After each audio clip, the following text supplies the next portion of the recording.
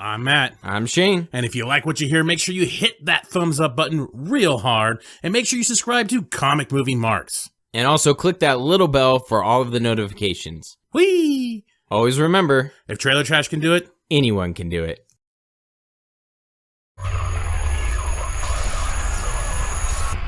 Must there be a Film GOB? hello and welcome everyone to another Comic Movie Marks podcast. Ooh. It happens every blue moon, but wait, that's a beer. Every full moon. Yeah, once in a blue moon. Whatever the hell the saying is. Yeah. But we are here. We are live.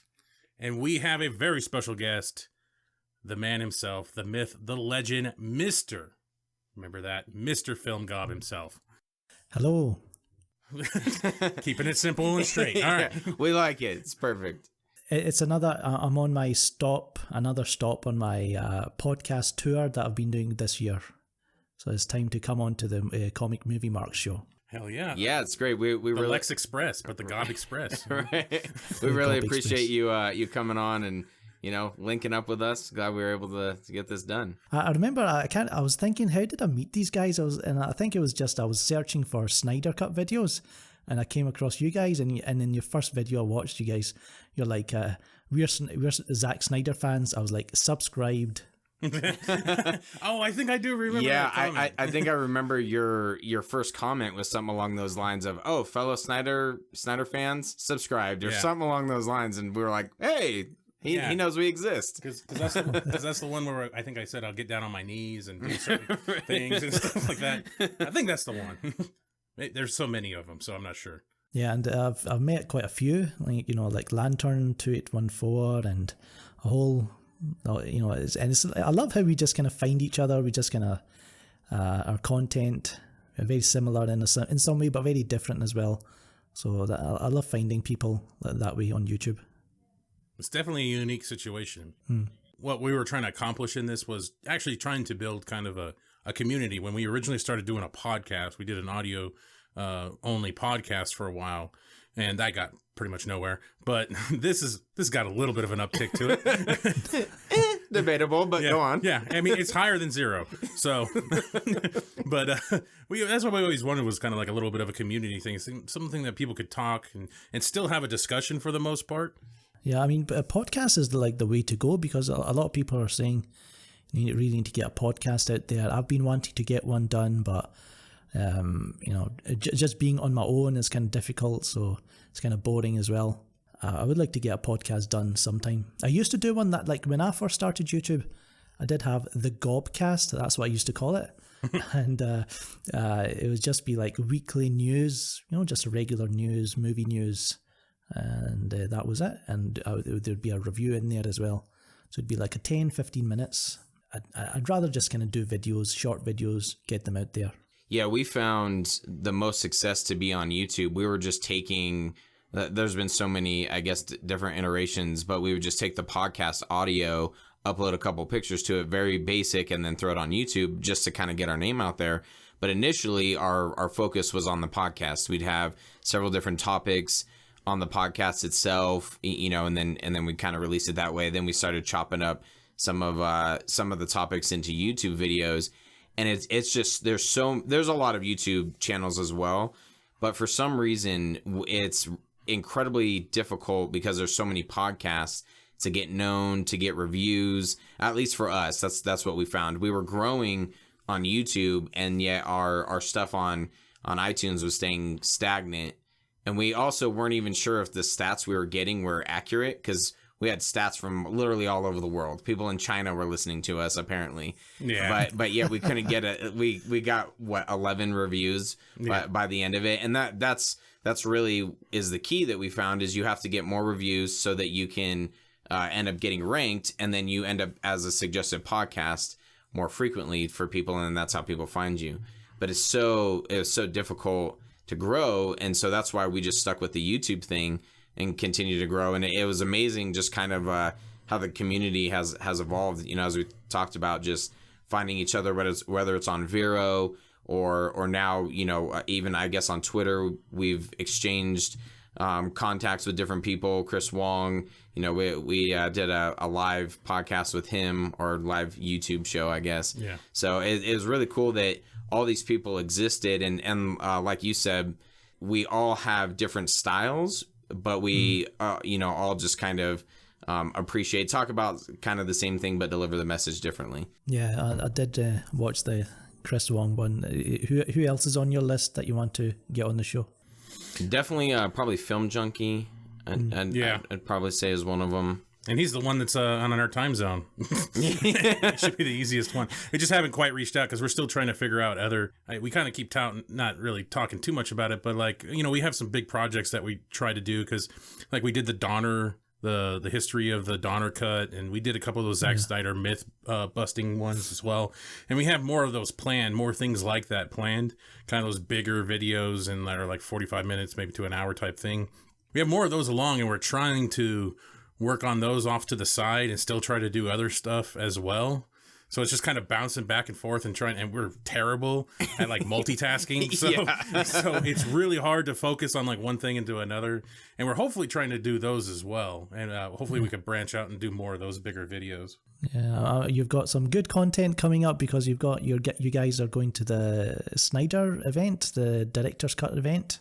Yeah. So you can have a lot of good stuff there. We're doing two. We're going to do Watchmen and Batman versus Superman Ultimate Cut. Oh, right. So we're doing Saturday and Sunday. Yeah, we're going to drive down there. We're close enough we can drive a reasonable distance. Yeah, it's about 8 hours from where we're at.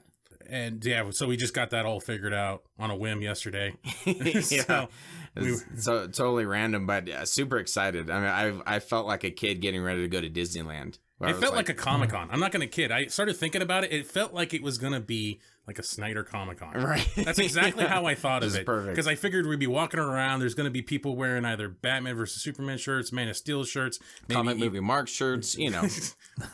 Bootleg motherfuckers. Have you guys ever been to Pasadena? What's it like? It's right outside of LA, and I've been to LA. We've been to LA a couple times. Yeah. I mean, LA, if you really think about the providence of LA, like in general, it is so, like all these little areas, there's like some really obviously nice areas that are just higher end shit and people and stuff. And then there's the lower stuff. And well, actually, according to one of my friends that grew up in Inglewood, if you're a Dr. Dre fan, Inglewood, anyway, he actually said now they're gentrifying Inglewood. So like even now that is starting to turn into like this, I don't know, hipster type place and shit. They're losing all. He's like, man, we're losing all our Mexican restaurants, and they're being like replaced with soy and shit. But yeah, it's like you say, it does feel like Christmas. All the fans find out on Zack Snyder's birthday. I'm kind of a little bit jealous, but I'm kind of happy for everyone who's going to go down there. Yeah, I'm excited just to meet a bunch of different people. It's really cool what he was able to do with the the suicide awareness and prevention T-shirt thing. How much just people think that we're such a small community, which I guess in terms, yeah, we are. But the amount of people that are just involved in this and are such hardcore Snyder fans, it's going to be fun. Was it up to 60,000? Did they get up to 60? I'm sure. The last I checked, I think it was 50, and then they like redid it or something. They extended it a week or something. Yeah. Like that. So that to me is just an insane amount of people who are just like, yeah, we'll support this. I mean, shipping was a little questionable, but but I digress. Only on your end, right? Yeah, only for me for some reason. But yeah, it's really cool. So I'm excited just to meet all the different people that think like us, which can be also a scary thought at the same time. But yeah, I think it's gonna be cool and see maybe who Snyder brings along. And also to see the director's cuts of both these movies in theater. Yeah, is going to be pretty sweet because we never got to do that. Both versions were chopped to fit a theatrical release, so now we actually get to see them on a big screen. That's pretty sweet as well. Oh yeah, I didn't think about that. Yeah, so I mean, I got the Justice League edition. That T-shirt just arrived the other day, so I got that, and then I see he's got another T-shirt listed on Ink to the People, is it? inktothepeople.com. Yeah. And that design is amazing. It's just that the poster, I love the poster more because it's the orange kind of circle and then you've got the image on a white background. I would prefer that on a white t-shirt rather than the black one that they've got. But yeah, I think isn't the poster missing the Superman logo though? I think it's just the face, right? I'm not sure. I don't know. As a Superman fan, I was like, dang it, it's missing. And then I saw it like on the t-shirt. It's pretty cool. What a great design. Whoever came up with that. This is fantastic. Like the zombie. I definitely already purchased my shirt. It's another slim fit one. So Snyder loves his slim fit t-shirts. Slim fit 4XL or whatever. That's why I did black. It's more slimming. Right. Yeah. For some of us. We can get Ramesh De Silva to fill out the bottom part if it's missing anything, like on the design. Yeah, the guy that did the Jay Oliva thing. Yeah. For us. I can't believe he did that. That was awesome. One of the coolest things. Like, we just brought that up randomly. I'm like, believe in Jay Oliva and shit. He fucking mocked that up. I couldn't believe it. It's fantastic. Thank you. We said it in text or Twitter form, but just to say thank you. That was just one of the coolest things to see the next morning. Was that he was able to mock that up so quickly and so well. Like, it was just dead on. It was dead on. I'm sure for him it was nothing, but for me I was like, holy crap, that was fast. Oh, Jesus. Yeah, I can't even imagine how to do that shit. The coloring, the everything. How he got the face to look the way it did. Turned out fantastic. Yeah. Hopefully Jay Oliva's there. I think I saw something that he said he was working. Someone asked him, and he said he has some projects going on, so he's not sure he can make it. He's gonna make it. That would be cool, right? We'll drag him there. I've heard a few people asking, is it going to be his, the cast from his previous films, or is it going to be the cast from the Army of the Dead that are coming along? So people kind of wondering who the special guests are going to be. Yeah, I would really love. I guess I just presumed it was people from the movies, a couple actors, and maybe some screenwriters and stuff that he was able to pull from for the movies for Watchmen and Dawn of the Dead and Batman vs Superman. I just kind of assumed that. I guess that is kind of an interesting concept if he would bring others as well. Yeah, since they're in the Pasadena, Los Angeles area. I'm hoping that he can pull, some bigger names. Maybe I'm building it up in my head, but, like Ben Affleck, or something like that, I think would be really cool. So we'll see. He just give us the cocktails. Way to fucking just blow everybody's hopes. Right? Yeah, no kidding. Well, like you said, you pictured it as a Comic-Con type thing, and that's kind of how I pictured it as well. Of like, man, he might be bringing some cool people. I mean, I love how it says dinner. By the way, though, I'm like trying to picture. I'm like, the hell do you eat with like whatever 300 other people? He's gonna pull a Donald Trump and just have cheeseburgers and shit. That's what I was figuring. I'd be stoked if Snyder was giving it. I'd be like, oh my gosh, this is the best burger ever. He can give me a fucking pickle for all I care, if you know what I mean. But no, I thought that was kind of interesting how they're gonna do that. It's definitely gonna be weird. It'd be funny if it's just fucking cheeseburgers and shit. Like it just winds it out. There's a fucking Big Mac and shit. I love it. It'd be fantastic. It has a Superman logo on it. That'd be cool. But what do you guys think about with the DCEU? How do you feel about where it's going? Because I keep hearing I'm like very positive about the Snyder Cut. I think it'll come out in a few years, and I know you guys said that you don't think that's going to happen. Is that right, or do you still feel that way? I think that might have been misinterpreted a little bit. At least I guess speaking for myself, I think it will come out probably within. I think I said 2020. Hopefully, 2020 or 2021 is when I thought. Yeah, it would come out. Optimistically, what a lot of the things that we've kind of shut down have been just people kind of utilizing certain things like Snyder liking a post as evidence that the movie that it's soon, that it's going to come out really soon. And that's what we've kind of said, hold your horses, guys. That might not be the case. I'm confident that behind the scenes something is going on.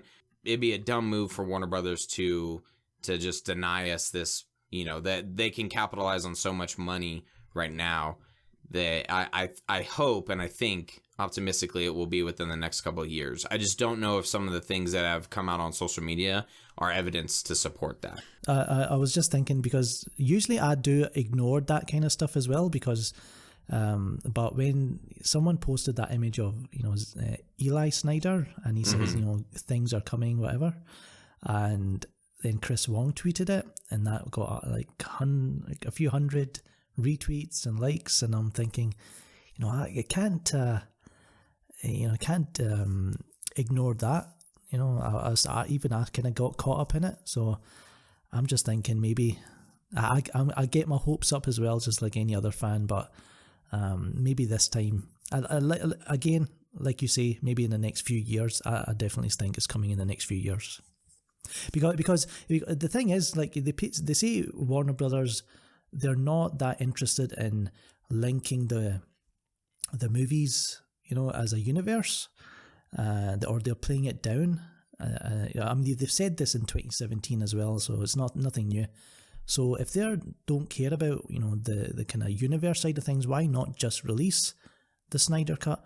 Unless they want to either, they probably are going to release it in the next few years, or maybe they just want to take ideas from it and build the universe a bit more, then bring back Snyder to kind of maybe for Justice League 2 or something like that. That's the assumption. I mean, I'd have nothing to really base it off of, but I just have this assumption that this whole 5-movie arc that Snyder had planned out, they're going to cherry pick elements that they like.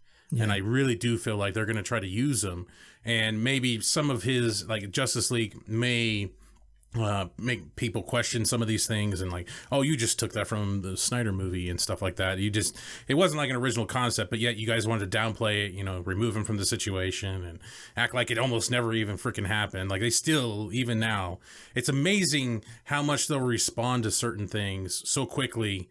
And then on with the Snyder Cut stuff, they just almost are dead silent. Like they just don't want to give a yes or a no or anything like that. With the Eli Snyder, whatever it is, stuff, the thing that bugged me the most about it is technically in English, grammatically, like the sentence really made no sense. And that was the thing that bugged me the most, because it says your father's court.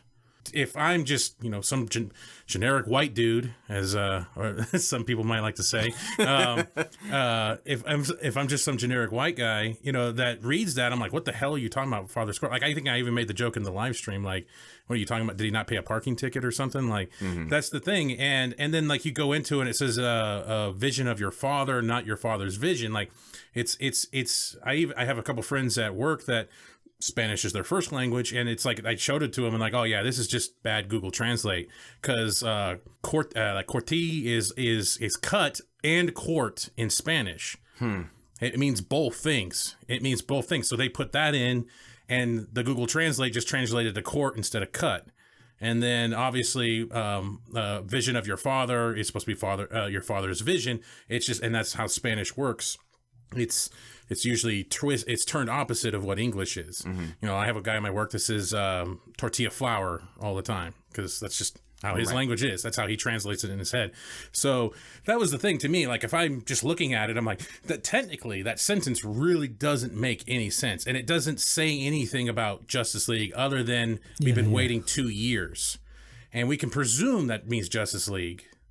And I'm obviously that's what this person was trying to get to. Yeah. That sent this message. But when you're looking at it, it's kind of like, that really doesn't make any sense at all. And it kind of feels like, hey, have optimism, good things are coming.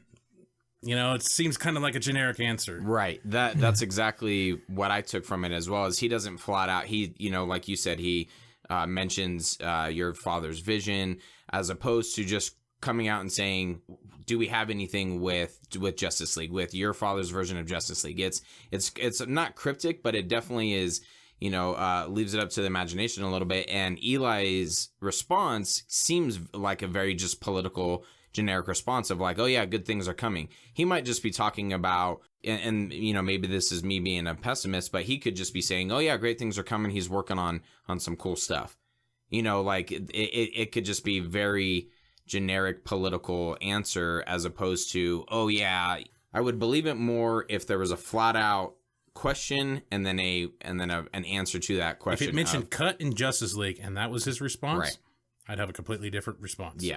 Yeah, it's amazing how kind of deep we get into it, because we have YouTube channels or podcasts. Like, I try to think back to a time when we didn't know these things and we were just kind of enjoy movies.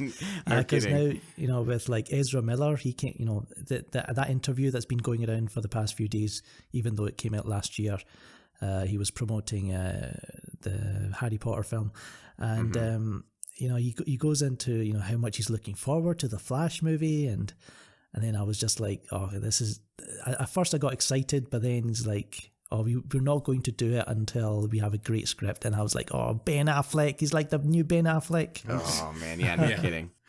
That's so true. I mean, when I was listening to that, and there's a lot of aspects that you like to pull from that, like the multiverse and the speedster verse and stuff that he's talking about.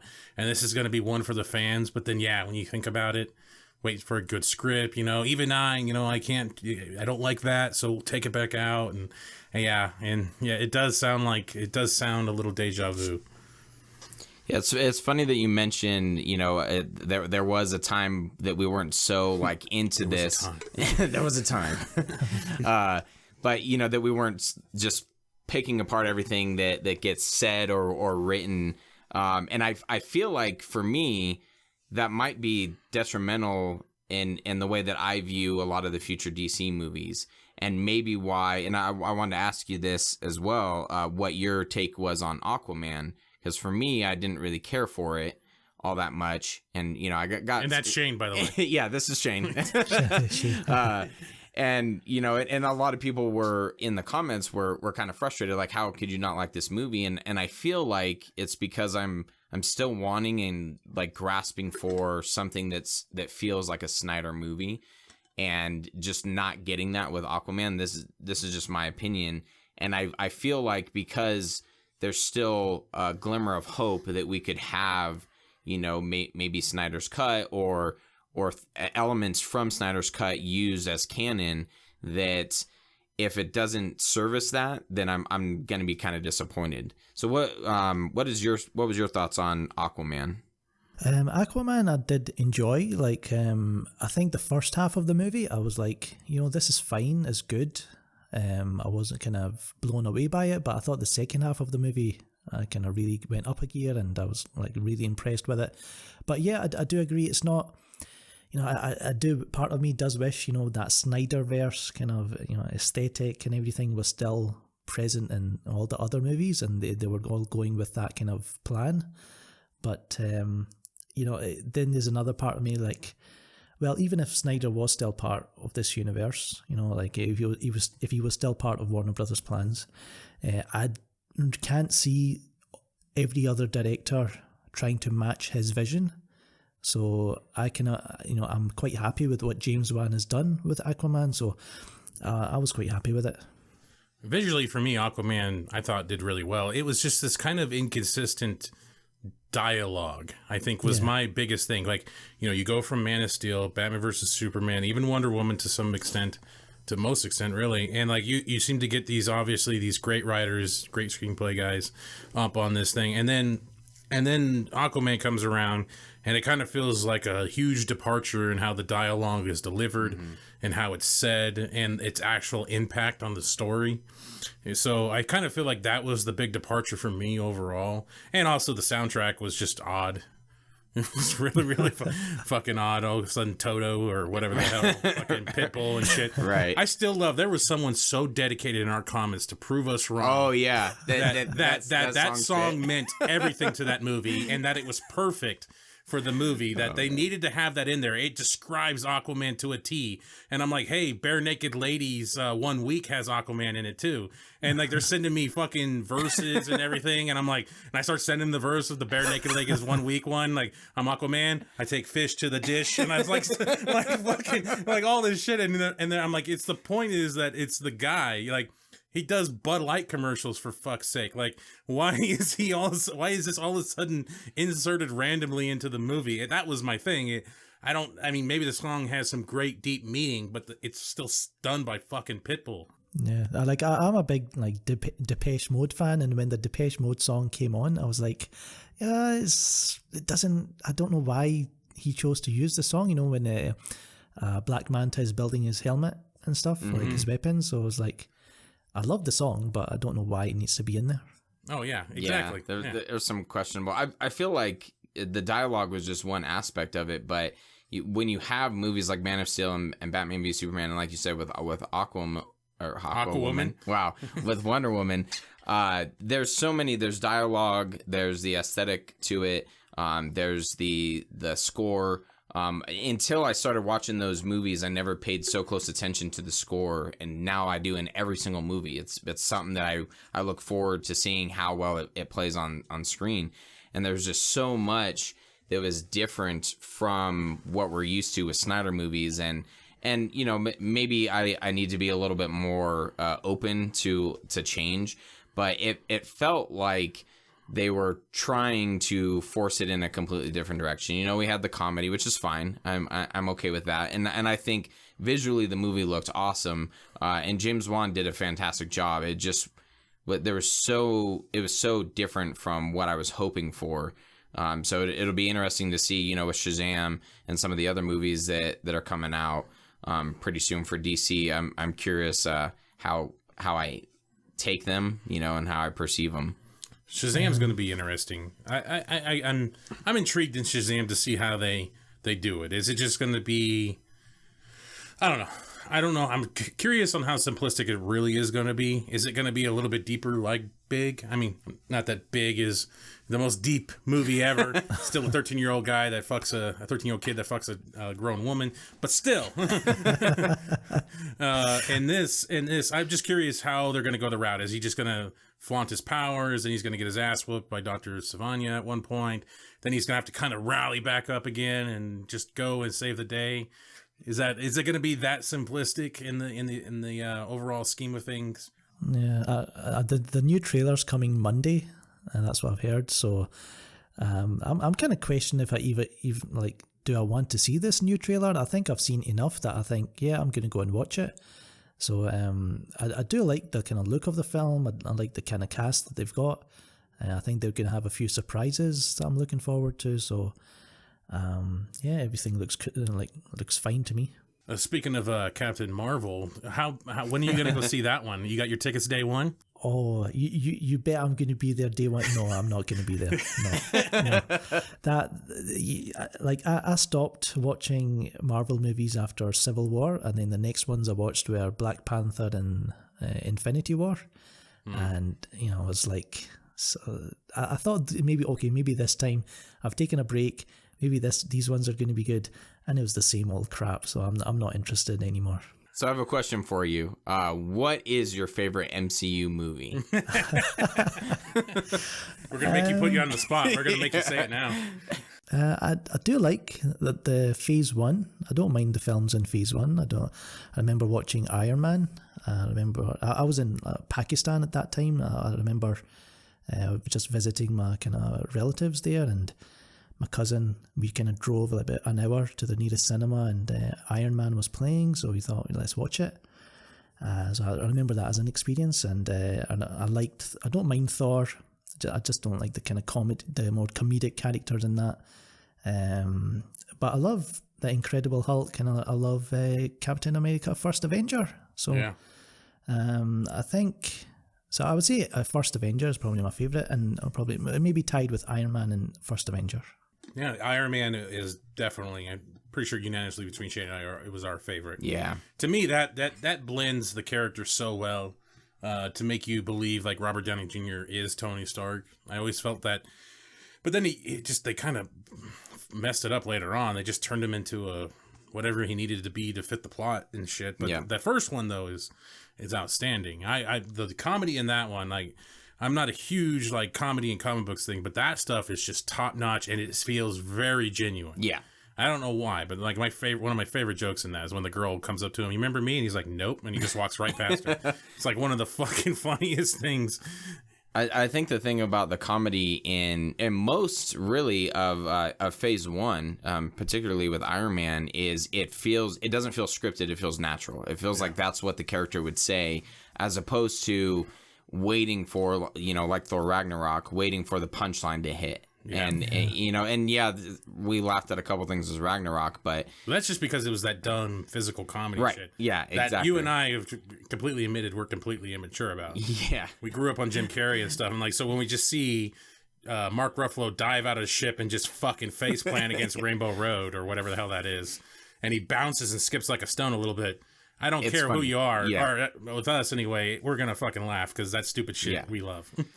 But it is, at the same time, it's an eye-rolling moment where like, oh, of course. Yeah, but I know. Yeah, you couldn't just let him be the Hulk by the time he lands and stuff. He just... Did you see Thor Ragnarok? Did you... Hell no is the answer to that. I don't mind Taika Waititi, his early kind of comedy stuff, but he's just the kind of wrong person for that movie. I mean, you can tell that the Marvel, they just kind of gave up, like, fuck it, just give this movie to this comedy director and make it a big laugh, make it a big joke of a film. Yeah. And that's not what I'm into. You were doing these posts for a little bit. I don't know if you, I can't, if you still are, I'm not sure, but you were making these posts like you were like breaking news, and you did this one where you said Taika Waititi turned down the role for Guardians of the Galaxy 3 because he used all his shitty jokes in Thor Ragnarok. Dude, that one fucking killed me. That one, I sent that to Shane. I'm like, dude, I'm dying right now. That was so fucking funny because it was like breaking news and like I could see and I think you even had people in the comments like, you're lying, you're misleading people, and I'm like, what the fuck? Of course it is. Yeah. I was like, it was great, man. That was one of the fucking funniest things I ever. That was great, man. That was great. I laughed so hard at that one. It is amazing. Like, I do it as a joke. As soon as you see that alert sign, that is me telling you, this is a bit of a joke, guys. Chill. Yeah, right. But you get people who get so angry at those posts. It's like what? I'm just telling a joke. That's it. And everyone should know by now what I'm like, and especially on Twitter, where I just kind of let off steam now and again. Especially what I've noticed with this Captain Marvel movie coming out, there's some people that are like, they can't take a joke at all. Oh man, it's insane. It's crazy to see how like defensive some of these people are about this, and I'm like, man. And I want to make sure I get this right, but it was Justice_Gods on Instagram had this great post, and I put it up on our Twitter, but it was like, Marvel fans, I can't believe they're shitting all over Captain Marvel before they've ever seen it. And it just showed James Franco first time, and like DC fans first time. Like, dude, we're so used to this. I mean, Zack Snyder got thrashed for just making a character different than what people expected. He never said or did anything to try to really offend anybody or anything. He just did a character different than what people expected, and yet people are, saying some of the worst things you could possibly say about a person and his family in these comment sections and stuff. And then now you question whether or not what she said should be really been said at all or anything like that. You man, baby, you sexist, you hate things. Stop fucking each other and go off and find like all this stuff. And I'm like, wow. The MCU fans, the MCU fans as well, they're kind of hypocritical because they're attacking X-Men Dark Phoenix and they're trashing it before it's came out, and then they criticize people who are doing the same to Captain Marvel. So it's like, that's kind of part of the fanboyism. So it's just deal with it. Oh, the double standard is, I'm not saying it's like the worst part of comic book fans, but it's amazing to see the double standard. The fact that they ignore so much about something, but then as soon as it touches that nerve, oh my God, it's fucking pitchforks, all that shit, kill, and yeah, it's fascinating. Are you guys looking forward to this Captain Marvel? I will say yes for this reason. It could be funnier than Battlefield Earth. Like, it could be that level of... Exactly. I'm expecting it to be so shitty, it should be funny. Yes. Just like the I know people are making fun of her expressions because or lack thereof, but like there's a couple of them where she's trying to do these fight sequences and stuff, and they look terrible. They're like edited like 500 times and shit. Like it looks awful. And I was like, okay, so, and they've really actually, I started noticing this, they've really condensed a lot of what they're showing into like, I don't know, they've kept, I think, a lot of this movie hidden, I guess you could say, because Matt used air quotes there. Yeah, I used air quotes. Because they revolve a lot around this train scene. Everything that I've seen so far have been revolved around this train scene, and then only do they show... And then they show her falling down quite a lot. They show that. Getting up again. and then does something really badass at the end. You know, she's blowing everything up, kicking everything's ass. But they've kept like the main story, like the scenes, like whatever happened to that damn blockbuster they showed in the beginning, like they try to kick it off with like this 90s nostalgia feel, and then like they completely have abandoned it. That's what it was supposed to be. Like everything that they were building to, or I guess I shouldn't say building to, but everything that was released when they said, oh, Captain Marvel, it's going to be set in the 90s, it's going to be a nostalgia act. And that's what I was looking forward to the most, is like, oh, that'll be hilarious if, you know, she's playing a Super Nintendo, or, you know, or something along those lines, like just a lot of the Easter eggs for us 90s kids. But then, yeah, you're right. They've almost completely abandoned it. It like it's irrelevant now. And they're like, well, fuck it. We're just going to make another Guardians of the Galaxy. And we saw in those awesome early reactions, you know, all the people talking about the 90s nostalgia and stuff like that. Like the closest thing I saw to a somewhat, maybe it's not so good, reaction was this one guy says it's really wobbly at some points, but that's because it's so ambitious.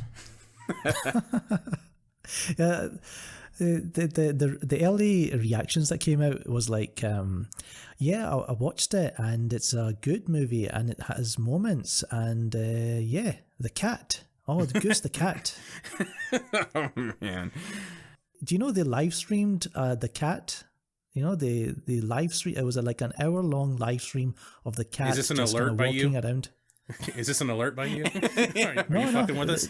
No, it was. You can go on Marvel Studios. I think it's on their YouTube. It's just a cat on in front of a green screen, and it's on a stage, and it's just crappy music on top. I'm not lying. It's on there. Yeah. Wow, man, we're like in shock right now. Yeah. I don't even know how to reply to that. I'm like, what? And I think I just saw something else on Twitter. It's like, I think they're asking questions to the cat or something. I don't know. Of course, yeah. That's how you get the normies to pay big bucks to come and see your film, because you just get a cat in there. And sure. Cat videos are some of the most watched on YouTube. So there you go. I'm sure. Bam. Hook, line, and sinker. $1 billion. It's gonna play chopsticks. Oh my gosh! Wow. Yeah, so we're gonna see it, but it's gonna be funny. I don't know. I'm still gonna try to go with my best and open minded. Like, hey, if it blows us away, it'll blow us away. But at the same time, I am kind of anticipating that. I don't know. I feel like with Thor Ragnarok, that was the same thing. Was going into that one, like, it was so badly put together. Like, there's so much shit to make fun of. Oh yeah. Oh, it's such a roastable movie because it's just so shitty. And like, even in theaters, like when we were watching it the first time, like I was making a couple jokes, and I hate people that talk during the movie, but I couldn't help myself. But and like we were just dying laughing at some of the shit that they did in that movie, just how stupid it was. We do plan on doing a watch along, so maybe Gob will join us for the watch along to Thor Ragnarok. It could be his first impression. I think I'd rather cut off my balls than watch that. So. Wow, then watch a movie with us. Appreciate it. No, it is one of those. It's so bad. It's like a spoof film almost, and everything was bought back in Infinity War. Yeah. Every single thing that was established, they're like, nope, that didn't basically. Or even after Infinity War, they still bought it back. Like I remember, there is nothing that well, somebody says there's some radio transmission or some shit like that, but I feel like there's almost nothing that makes you assume that any Asgardians survived. But they're trying to say there's like some radio fucking thing that's happening on. Apparently they were able to jettison like half the people that were left over off, and that's where Valkyrie and Korg and all those dumbasses are and stuff. And apparently they got away. But I mean, you almost felt like they pretty much, right at the beginning of Infinity War, they wiped out his entire civilization after, we are Asgard. We don't need an actual planet. And no, you're not. Boom. Yeah. And then boom, they're wiped out. Then he gets an eye that just perfectly matches his other eye. It's somehow that came out of a raccoon's ass or some shit like that. Then after he gets told in Thor Ragnarok that he's not the god of hammers, he gets an axe. Yep, he gets a new weapon. Or whatever it is, Stormbreaker. So it was just like all bought back right away, and I'm like, wow. That's just a level of storytelling that's just not appreciated enough. I would be mad if I was the Russo brothers. We're like, fuck, we have to now figure out, we have to write a scene I'm to sure buy it was this set stuff like back. that, though. They needed to get rid of Mjolnir. They needed to have him have a cause. Yeah. I'm sure it was all set up at some point. It just seems very odd where they're like, okay, we have to somehow write in that he's going to get his eye back so that he doesn't have to patch this whole thing. Part, yeah. Like, it just, I don't know. It seems very odd. Rocket Raccoon steals body parts. This would be perfect. Yeah. All right. Whatever. I came across this image on just a pop band that I remember from back in the day, and I thought, that image kind of represents Marvel Studios pretty well, and it's Milli Vanilli, if you remember. Yes, definitely. We're the perfect audience for that because we're old. So. I don't know. So I posted it on my Facebook, and some people are like, "I'm missing the joke. What is this?" I said that about the Russo brothers. Here's the Russo brothers to you. Like, you can use that joke for anything, pretty much. Yeah, but pretty much. You have someone who's doing all of the, I guess, old people who's pretty much doing everything behind the scenes, and then they just layer whoever they want in front of it, and there you go. Yeah. Like they said to the Argentinian directors, they said, "Don't worry about the action. We'll take care of that." Yeah. Oh yeah, Yeah. Yeah. That's yeah. It just shows how manufactured those movies really are. Like, they tried to say, like, these. Honestly, I think the Russo brothers are the only ones that have any sway. Mm-hmm. I think at all that they might be able to do actually what they want to do, or they can actually tell Feige, like, oh, maybe we do it like this, and he may actually listen. I don't think nobody else gets a say at all in what the hell they want to do. There is something, though, I wanted to ask you, because I've been thinking about this more and more lately, and I hear it a couple times from different people. But do you actually? I know this was like a leak or something, but I don't normally ever believe in leaks. But do you actually think that Marvel purposely does steal certain things from DC? Oh yeah. I don't have any proof of it, but it's kind of clear. I mean, I remember when Batman vs Superman and Civil War came out, Shane and I both had this discussion about they're almost virtually the same movie in some sense, just obviously dialogue and some of the stuff that are how it's presented is different, but like these major story beats are very, very similar. These characters, these side characters are all very, very similar. You got like you got Sharon Carter and Lois Lane. You have like Crossbones and Wallace Keith. Oh yeah, both explode. Right, both blow each other up. They were both injured by the guy in blue and stuff. Wallace Keith was injured by Superman's actions, and obviously Crossbones was all jacked up from Captain America throwing that damn helicarrier into the thing. Like all these elements, even to the thing of where Thunderbolt Ross used to be a Secretary of State, right, and Swanwick was a Secretary of State, and they both used to be generals. Right. In the previous movies. Like it was these elements, and I remember at the time I kind of just wrote it off as like, it's just, all these writers have, I just kind of took it as writers all have the same story beats system maybe they want to do, and it just happens to kind of be a coincidence, but it's starting to feel like at some point, I mean, if you remember, the film, the Batman v Superman was complete, it was complete, and then they delayed it for like a year or a year and a half. Mm-hmm. And that was plenty of time for the script. And if you remember I remember watching Collider, and I think at the time it was Collider, and they were talking about, we've heard what the script is. A lot of people were talking about, we've kind of heard about the script and read about it. And if those guys were talking about it, you can bet your arse that Marvel Studios knew what the script was, and that gave them time to kind of change things around. With Civil War, they were talking about, Kevin Feige was saying, we don't need Spider-Man in this movie, we're fine with everything we've got. And then Sony came in, hey, how about Spider-Man? Kevin Feige's like, yeah, give us Spider-Man quick. So I was, you can tell, how much they changed and how much they rushed Civil War to kind of challenge Batman v Superman. I think it's going to be hilarious if we have a billionaire that sacrifices himself. That was the next thing I was getting to. Yep, because especially when on the Snyder T-shirt you can tell, and that was a rumor for a little while that Batman was going to sacrifice himself, Yeah. And when another rumor is, obviously Iron Man, and I'm like, holy shit, it's same as Matt. I usually don't buy into things like that. I did think it was very odd that Civil War was such a direct ripoff, pretty much, Wolf from in Africa. Yeah, from Batman versus Superman, and parents influencing a fight. Yeah, nice. You even had like the equivalent Martha scene in Bucky. Yeah, it wasn't obviously blown out of proportion like the Martha scene was, but yeah. And then now with some of the stuff, if Iron Man sacrifices himself, then I'm convinced that there's some sort of squealer within the Warner Brothers studio who's like, hey, snitches get stitches, bitch. Find somebody, man. How we do it, West Side. West Side. I don't know, man. I try not to tumble down that conspiracy road a little bit, but man, when you see they're rushing externals or whatever the hell it is, they're basically their version of New Gods or whatever the hell it is, and apparently they're going to have a openly gay character in that film, and the media is kind of going, look, everyone, Marvel Studios, look how progressive we are. Of course, yeah. Well, they kind of did that with Captain Marvel a little bit.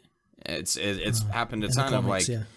Yeah, well, but it's almost like Wonder Woman never happened. Yeah, it pretty much is, and like all these people are like, oh, we had shared one of the tweets of, oh, finally someone who my daughter can look up to. Well, what about fucking Wonder Woman? And it's almost like that where they're like, well, no. Yeah, they pretty much they did their thing, but we're gonna do ours, and then we're gonna make it for a broad audience, and we're gonna have bright colors and stuff like that, and boom, we're gonna crack $1 billion. It's very odd. So they take certain components from Snyder or the DC universe, and then they say, okay, now we're gonna put our twist on it, and people are gonna buy it because they're buying whatever MCU sells. And Cyborg was announced a long time ago, just never got up the water. And I remember there was a quote by Feige saying that there isn't a market for a Black Panther or Captain Marvel movie. And then, they announced Cyborg, they do Wonder Woman. Yeah, like where we're at. Great point. It starts, man. You really start thinking. It would be funny if because Warner Brothers announced New Gods, right?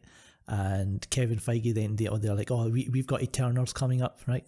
And it'd be funny if Warner Brothers went, you know what, we're not going to make New Gods. We don't want that.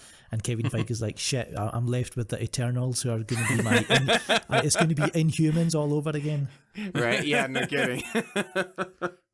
Well, the way that Ava DuVernay chick goes, I don't think she's working on anything. She's more politically influenced than anything. I remember when she finally posted one thing of New Gods, like it was a comic, couple comic panels. Like everybody was just so excited. Oh, it's not politics.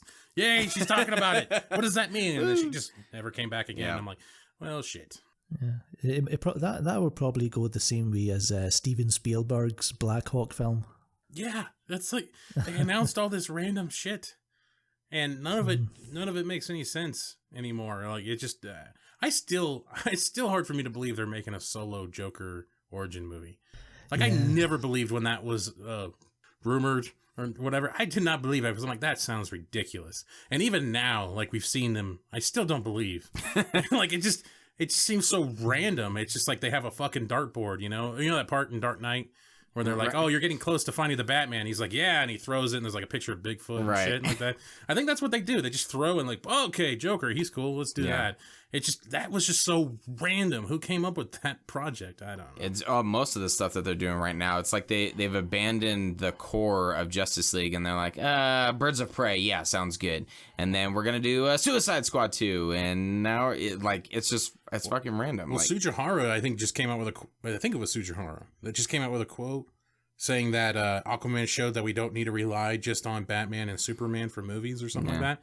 Oh, yeah, they're going to have an Aquaman, too. And so now they could go to more unknown characters and shit like that. I'm like, but we're not going to abandon Batman or Superman, but it's better that we know we could do other obscure characters or something like that. I feel like they're afraid to venture down that again, because anytime you go against the norm with Batman or Superman, it's shit on. So they're like, well, we'll do kind of what Marvel did and just have these obscure characters. We can make them however we want, and you're going to accept it because you don't know. There's no, the nostalgia factor is always going to be an issue. Yeah, every time. It's I don't know. It seems like they're kind of, they want to shy away from the fact that we're going to get an Aquaman 2 before Man of Steel 2 pisses me off. I'm just going to say, like, that frustrates me, where I'm like, wow. Of course, we're going to get an Aquaman 2 first. Yeah, I mean, the thing with Marvel is that they were making films about, they were finally making an Iron Man film. They were finally making a Thor film. And, then they had Captain America. But, I mean, obviously that Roger Corman film doesn't kind of... no one cares about that. But, that's awesome. But, they finally made these films in the phase 1 of all these kind of characters that were the kind of main characters. And that made sense. What Warner Brothers is doing is, like, they're picking, stuff like Birds of Prey, and they're going to reboot Suicide Squad in a way. And it's like, it's just so kind of fragmented and weird. I can understand that they don't want to announce their plans too far ahead, because you've got your Marvel Studios who are ready to just copy whatever you're doing. So I can understand if they want to be a little bit vague in what they're saying, and they keep their cards close to their chest, but it is so frustrating for the fans. I don't know how I feel about, like, Birds of Prey. At this point, I have no desire to see that one at all. I mean, I guess I will, because I like comic book movies for the most part, and I especially like DC ones. But that one just, I don't know. That one's just so odd to me. Then Suicide Squad 2, I don't know. I hate the first one, so I don't know how much I'm going to really care about the second one. Yeah, I mean, I'm actually kind of a little bit excited for Birds of Prey, because you've got, guys like Ewan McGregor in there, and, so you've got an interesting cast with Mary Elizabeth Winstead, so it's looking interesting. But, and Joker, I'm okay with. Wonder Woman 84, that's, I think everyone's kind of quite excited for that, but, yeah, after that, it's like... when's the Batman movie coming? When's the Flash movie coming? That's Cyborg, yeah, exactly. Green Lantern. That's what we want. Yeah, Green Lantern especially. Goddammit! I just give me a decent Green Lantern movie, just a decent one. And I just to me, it's not that goddamn hard. I don't know if you want to make it. I don't know how they're going to do these universes anymore, because they're trying to say it's not going to be so connective. But if you introduce a Green Lantern, that's basically a cosmic space cop. So he's going to have to be connected to something somehow, because there's got to be a reason why he's there, or why he hasn't interfered in other things that have happened and stuff. So there's got to be a reason for it in some sense. But we'll see what happens. Anything else that you want to kind of break down there, Mr. Gob? No. Just kind of disappointed and frustrated in Warner Brothers, like everyone else, but looking forward to whatever Zack Snyder's got planned with Army of the Dead. Looking forward to all these little projects everyone's got, like Triple Frontier with Ben Affleck, Henry Cavill, The Witcher. So everyone's doing all these, everyone's kind of connected with the DC universe, is doing kind of projects outside of it. So I'm kind of looking forward to that just as much. Yeah, Netflix is definitely turning it up, man. They're definitely wanting to be, they're here and they're going to be loud.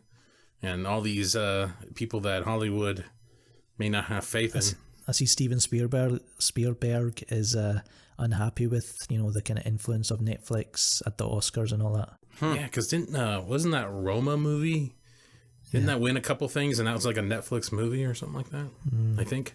Yeah, it won a couple awards and stuff. I mean, I'd be more mad at Black Panther winning anything, but yeah. That's all right, man. Well, I think that's going to conclude this Comic Movie Marks and Film Gob podcast.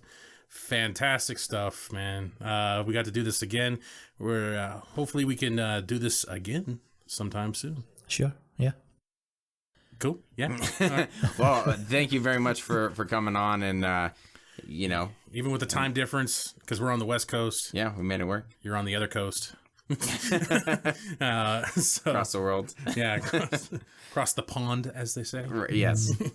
Yeah, but I mean, once there's more news out there, we'll leave it a few months, and I'm sure we'll come back.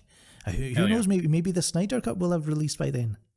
Yeah, I love that. I'm gonna admit one small thing here is that this whole thing that's happening in March, I'm kind of like, man, with Ray Fisher, the bell can't be unrung when he's yelling that, and then I guess if you want to throw in the Jason Momoa running down the hallway, and then that message, even though I still feel like it's a big misunderstanding, but then you see that.